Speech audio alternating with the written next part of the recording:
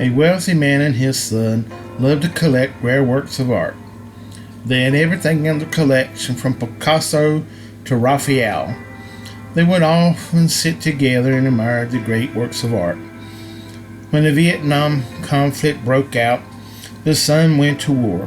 He was very courageous and died in battle while rescuing another soldier.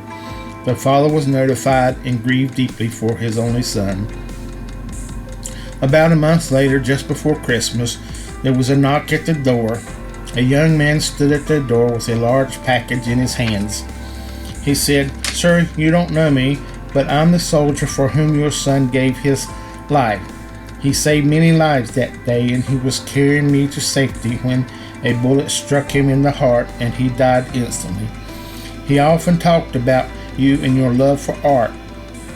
The young man held out his package. "I know this isn't much, but I'm not really a great artist, but I think your son would have wanted you to have this." The father opened the package. It was a portrait of his son, painted by the young man.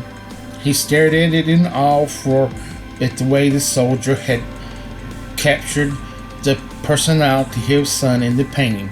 The father was so drawn to the eyes that his own eyes welled up with tears. He thanked the young man and offered to pay him for the portrait. "Oh no, sir, I could never repay what your son did for me. It's a gift." The father hung the portrait over his mantel. Every time visitors came to his home, he took them to see the portrait of his son before he showed them any of the other great works he had collected. The man died a few months later.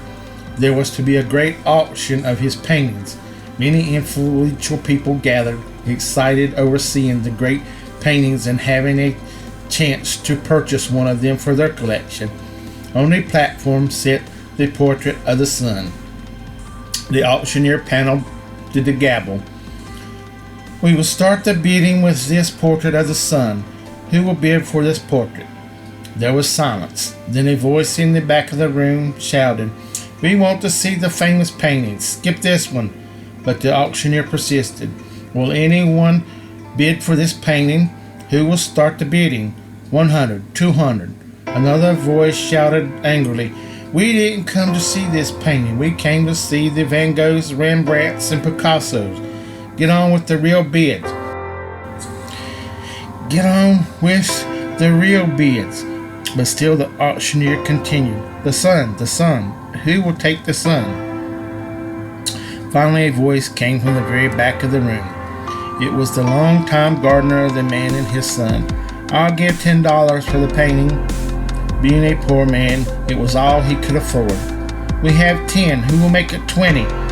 "I'll give it to him for 10. Let's see the masters. 10's the bid. Won't someone else bid 20? 20. The crowd was becoming angry. They didn't want the painting of the son. They wanted the more worthy investments for their collections. The auctioneer pounded the gavel. "Going once, twice, sold for $10. A man sitting on the second row shouted, "Now let's get on with the collection." The auctioneer laid down his gavel. "I'm sorry, the auction's over. When I was called to conduct the auction, I was told of a secret stipulation in the will. I was not allowed to reveal it until now. Only the painting of the son would be auctioned. Whoever bought that painting would inherit the entire estate, including the paintings. The man who took the son gets everything. God gave his son 2,000 years ago to die on a cruel cross. Much like the auctioneer, his message today is the son. Who will take the son?"